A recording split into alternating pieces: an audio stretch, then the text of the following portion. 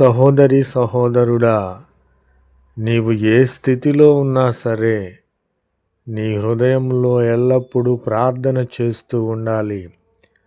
నీ స్థితిగతులను మార్చే దేవుడు ఉండగా నీవు శ్రమలో ఉన్న, ఇరుకులో ఉన్న, మరణమే ఎదురైనను ఆ స్థితిని మరిచిపోయి నీ హృదయంలో ఎల్లప్పుడూ ప్రార్థన చేస్తూ ఉండాలి.